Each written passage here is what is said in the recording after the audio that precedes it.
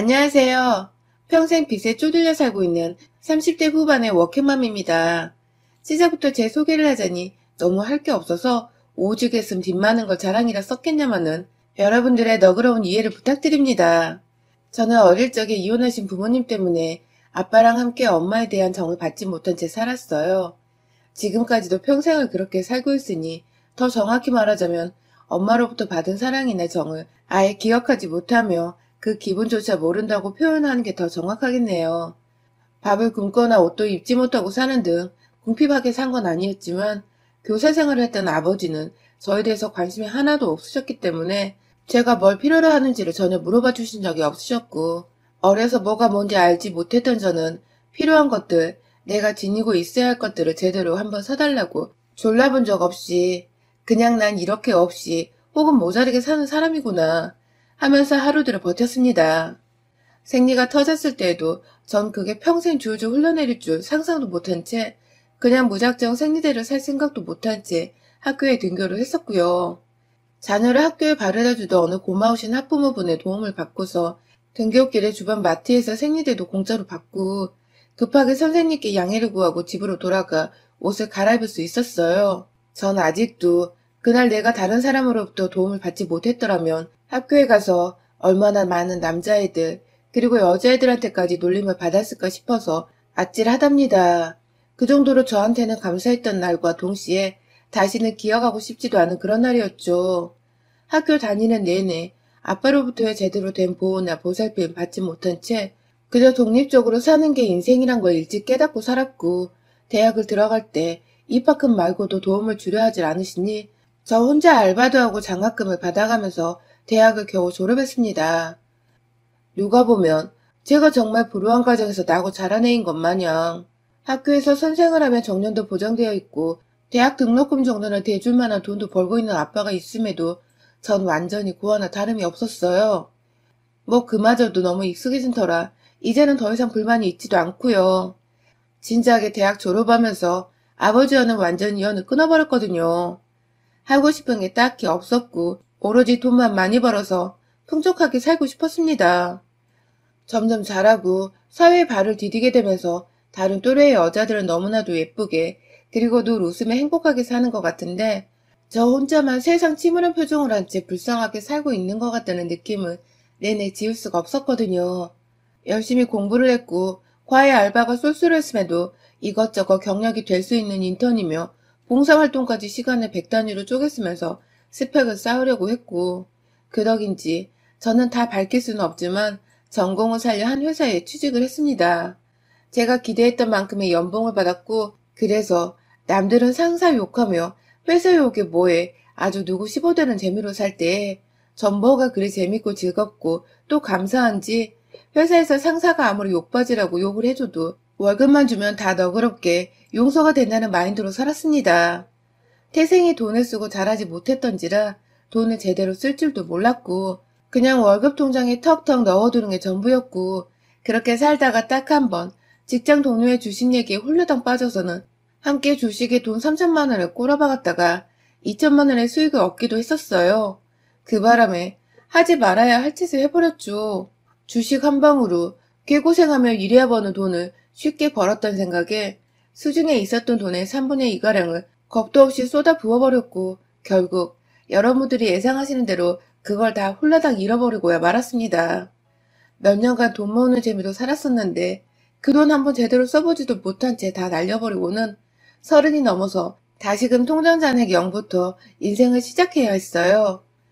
내 인생에서 돈을 이렇게 잡힐 듯 하다가 떠나가는 무용지물의 것이구나를 절실히 깨달으며 그때부터 본격적인 제 인생의 이막이 시작되었습니다. 악착같이 돈을 벌면서 악착같이 돈을 모으고 내 앞으로의 인생을 준비하기로 한 것이죠. 결혼 생활이 좋다는 생각을 단 한 차례 해본 적도 없었고 알지도 못했기 때문에 결혼은 당연히 상상 안 했던 것이고요. 제가 인기가 없기도 했었지만 평생 독신으로 살겠다는 마음으로 이성교제에는 완전히 마음을 비운 채 4년 정도를 정말 일이나 더 열심히 했어요. 그런데 참 여기 사연에서도 저 같은 분들이 많으셨던 걸로 기억하는데요. 저도 정말 꿈에도 생각지 못했던 순간에 결혼을 하게 된 남편을 만나게 되었어요. 같은 부서의 상사가 사표를 내게 되면서 여러 동료들을 술자리에 초대했고 그 자리엔 저는 얼굴도 모르지만 상사와는 동료로서 오래도록 일을 했던 같은 회사의 직원분들도 여러 참석을 했었어요. 단순히 인사를 드리는 자리니까 딱히 어색하단 걸 모르겠어서 상사한테 지지하는 채 술을 주고받으며 허심탄회하게 직장 얘기를 하고 그러다 퇴직 얘기가 나오며 자연스레 저도 술김에 혼자 살고 싶다는 둥 그냥 인생이 너무 힘들었다는 등 별 하지 말아야 할 얘기까지 해버리고 말았는데 그걸 저희 남편이란 사람은 변태도 아니고 그게 그렇게 매력적이었다며 그날 술자리에서 제 번호를 따간 겁니다. 지금 생각해보면 제가 경력도 있고 겉보기에 멀쩡해 보이는데 혼자 산다고 하니 모아놓은 돈은 많겠구나 하면서 저한테 대시를 한 것 같아요. 하지만 그걸 하나도 눈치채지 못했던 저는 멀쩡하게 생긴 호리호리한 사람이 저한테 대시를 하니까 연애만 해보지 하는 마음으로 몇 번 만났다가 하도 사람이 젠틀하고 매너 좋은 게 보고 자란 아빠와는 너무 달라서 이런 사람이라면 더 오래도록 만남을 지속해도 되겠다. 연애를 더 깊이, 더 오래 하다 결국 결혼을 했어요. 절대로 제 선택에 후회가 없었고 우리 엄마 아빠처럼 살지 않을 자신이 너무나도 있었는데 결혼하고 나서의 팔자는 정말 식장 들어가기 전까지는 모르더라고요. 어른들 말씀에 틀린 말이 하나도 없었던 것입니다. 사실 둘 다 바쁜 직장인이다 보니 그리고 결혼 준비를 하면서 제가 부모님과는 완전히 연을 끊고 산다는 걸 알게 된 남편은 오히려 덤덤하게 그 사실을 받아들이면서 오히려 자신에게 가족으로 찾아봐줘서 고맙다는 다소 낯뜨거운 말도 따뜻하게 건네줬었는데요. 시부모님과도 저의 조건에 대해서 다 승낙을 받고서 환영만 받은 채 결혼을 했었습니다. 그런데 결혼을 하고 나서 보니 이건 뭐 승낙을 받았던 것이 아니라 결혼식 날 딱 그 하루만을 위해서 잠깐 화를 가라앉힌 척을 했었던 것입니다. 아니 시부모님의 반대를 받고 있는 줄 알았으면 저도 이 결혼 안 했을 거예요. 내가 너무 소중한 저인데 굳이 날 싫어하고 반기지 않는 시부모가 있는 집으로 시집을 왜 가냐고요. 그냥 연애만 하며 살면 그뿐인데 말이죠. 하지만 남편은 뭐가 그리도 초조해서 저를 붙잡고 싶었던 건지 끝까지 이 사실을 숨겼었고 시부모께서도 반대하는 며느리라면 끝까지 이 결혼을 반대했어야지 왜 그 사실을 끝까지 숨긴 채 누구보다 절 축복하고 환영하시며 며느리로 맞이하신 건지 정말 이해가 가질 않았어요. 식이 끝나자마자 너 같은 며느리 두기 싫었다 하면서 싹 변한 태도로 차갑게 저를 대하던 시어머니의 말씀은 특히 제 가슴에 제대로 배신감을 안겨주셨었죠. 그런데요, 이 모든 사기꾼 같은 행각에는 다 이유가 있었습니다. 그 이유로 간파하기까지는 2년 남짓한 시간이 좀 걸렸고요. 글쎄 결혼을 하고 보니 세상 다정하고 멀쩡해서 좋은 점밖에 안 보였던 우리 남편에게 어마어마한 빚이 있었던 것입니다. 더 정확히 따지고 보면 시어머니가 노름으로 진 빚들이었는데 시어머니나 시아버지나 경제활동을 전혀 하지 않고서 오로지 외동인 남편한테만 의존한 채 용돈을 받고 사셨던 분들이라 그 빚은 남편의 빚이나 다름이 없었던 것이죠. 저는 이 사실을 결혼하고서 2년이 되도록 모르고서 꾸준하게 시어머니로부터 넌 사실 내가 원하는 며느리가 아니야 라든지 보면 볼수록 내 아들이 너무 아까운 결혼이야 라는 개소리를 들어가며 살았고요. 하다하다 결혼하고서 처음 맞이했던 시어머니 생신 때는 어머님이 전화 안 왔으면 좋겠다고 대놓고 전화를 하셔서는 이해해 줄 수 있지? 라고 하시는 바람에 저도 빡이 쳐서는 시어머니를 보러 가지 않았던 적도 있었습니다. 남편은 또 그걸 자기 엄마 생신인데 어떻게 안 가냐며 혼자 귀엽고 시댁에 갔고 저 혼자 집안에 덩그러니 남아서는 이건 뭐 결혼을 한 건지 아님 동거를 하고 있어서 시댁은 터치를 안 하고 살아도 되는 상황인 건지 혼란이 왔었죠. 그러다가 신혼집으로 구했던 전세가 만기되어 집을 새로 알아봐야 하던 중 남편이 전세 만기 한 달을 앞두고 집주인과 무슨 얘기를 했는지 보증금의 절반을 미리 가져갔다는 사실을 알게 되었고 그 때문에 퇴근하고 집에서 한참 실랑이를 하다가 결국 남편 집안의 빚에 대해서도 알게 되었어요. 아무리 그래도 그 전세 보증금의 반 이상은 다 제 돈이었는데 그마저도 청약에 당첨된 집이 있는데 아직 입주기간이 아니라 임시로 살 전셋집을 구해야 된다고 해서 제가 일부러 나서서 전셋집을 구했던 건데 엄연히 제 돈인데 그걸 멋대로 가져가서는 자기 집안 빚을 갚는데 보태다니. 이게 사기가 아니면 도대체 뭐가 사기냐고요. 정말 배신감이 이루 말할 수 없는 순간이었습니다. 그리고 또 분명히 자기가 진 빚을 남편이 제 돈을 통해서 갚아낸 것을 알고 있었을 텐데도 꾸준히 저를 싫어하고 탐탁치 않아 하면서 쓴소리 막말을 구분하지 못하고 뱉어냈던 시어머니에 대한 분노가 동시에 치솟아 올랐습니다. 무슨 자신감으로 그렇게 꾸준히 저를 싫어하셨나 싶어서 확 울분이 터지더라고요. 그때는 정말로 뒤도 안 돌아보고 내 돈 갚아내라며 갈라서면서 완전히 남남이 될 작정으로 전세 만기와 동시에 혼자 살 집을 구해서 집을 나갔어요. 혼자 변호사 사무실을 찾아가 소송 준비도 했고요. 그런데 이 무슨 운명의 장난인지 제가 얼마 지나지 않아 임신한 사실을 알게 되었어요. 이혼이고 뭐고 내 아이마저 나처럼 한부모 가정에서 자라게 할 수 없다는 부담감과 두려움이 동시에 몰려왔었죠. 결국 임신 사실을 남편에게 알렸고 남편은 그게 다 하늘이 주신 마지막 기회라며 잘못했다고 또 용서를 구하니까 저도 별 수 없이 받아들인 척을 하며 아이를 위해 다시 살림을 합쳤어요. 당연히 전세금을 다 돌려주겠다는 약속도 받아냈고요. 아이를 키워야 하니까 더더욱 돈 관리를 철저히 해야 한다며 남편에게 제대로 겁도 줬습니다. 또다시 이런 일이 있으면 아이고 뭐고 당신은 당신 집안 빚에다가 내 아이 양육비부터 양육권까지 나한테 넘겨줄 각오를 해야 할 거란 겁박도 하면서 말입니다. 그렇게 저희는 제가 임시로 구했던 그 원룸에서 남편과 다시 살림을 합쳤다가 또 원룸 계약이 만료된 후에는 도무지 모아놓은 돈이 없는데 전세를 구하긴 버거워 결국 피눈물을 무릅쓰고 시댁에 들어갔어요. 돈을 아끼기 위해서이기도 했고 내 돈 갚게 하기 위해서 채무자의 집으로 채권자인 제가 들어가기로 한 것입니다. 그렇게 저는 자연스레 시댁에서 살게 되면서 남편이 제 눈치가 보였는지 시어머니의 입을 완전히 틀어막아버린 덕분에 나름 불편은 했으나 참고 살만한 정도였고 아이를 낳은 후에는 저희가 회사를 가야 하니까 자연스레 시어머니께 부탁을 드리게 되었는데요. 그쯤부터 문제가 다시 시작되었어요. 시어머니와 저의 갈등 말입니다. 그간 남편 눈치를 보면서 저한테 제대로 말을 못 붙이고 계시던 시어머니는 사실 더 따지고 보면 아예 무시를 하시는 것이었거든요. 제가 퇴근하고 남편보다 먼저 들어가면 본체만체 하시면서 네 엄마 왔다 하면서 말도 제대로 못 알아듣는 아이를 거실에 혼자 내버려뒀다가 본인은 육아 퇴근을 외치며 절 한번 흘겨보시곤 방 안으로 들어가셨죠. 이런 적이 한두 번이 아니었어요. 이럴 거면 시어머니 말고 전문 어린이집에 맡기는 게 훨 나아서 제가 일부러 불시에 외근을 나갔다거나 반차를 쓰고서 집에 간 적도 있었는데 정말 한 번도 빼놓지를 않고 늘 방에서 자고 계시거나 혼자 부엌에서 소주를 마시고 계시기도 했어요. 그때마다 제 아이는 혼자 거실에서 위험천만한 리모컨을 입으로 빨고 있거나 모서리란 모서리는 죄다 손으로 쥐어만지며 벌러덩거리고 있었습니다. 그런데 좀 지나서는 급기야 양육비를 요구하시더군요. 아이 키우는데 돈 한 푼 쥐어주지도 않고서 애를 키우라 하냐면서 뭐 이런 천박한 년이 다 있냐고 저보고 아이 키울 자격이 없는 엄마라는 겁니다.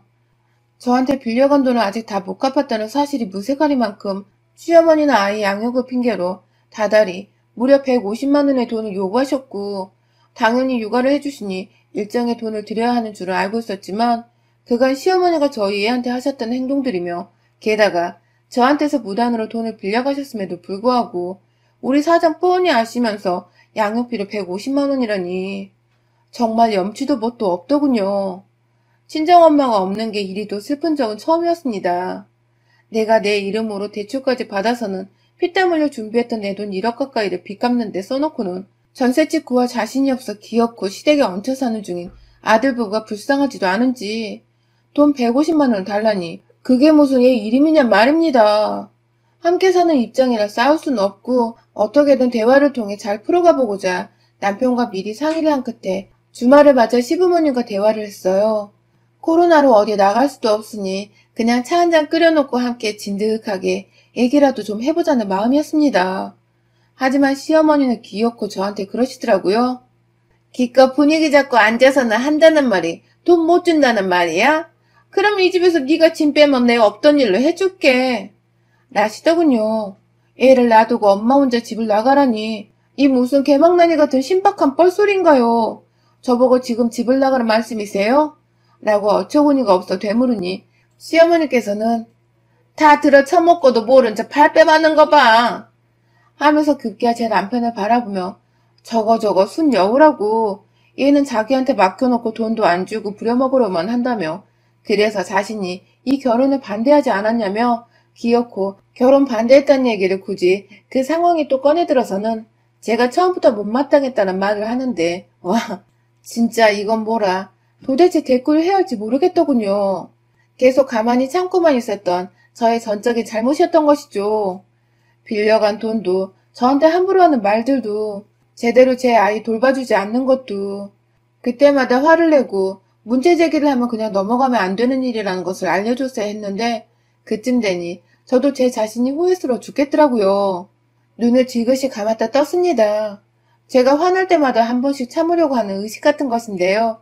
옆에서 남편이 그걸 보더니 급기야 엄마 그만해 그만 좀 해 하며 대신 화를 내는데 제 성에는 하나도 차지 않았어요.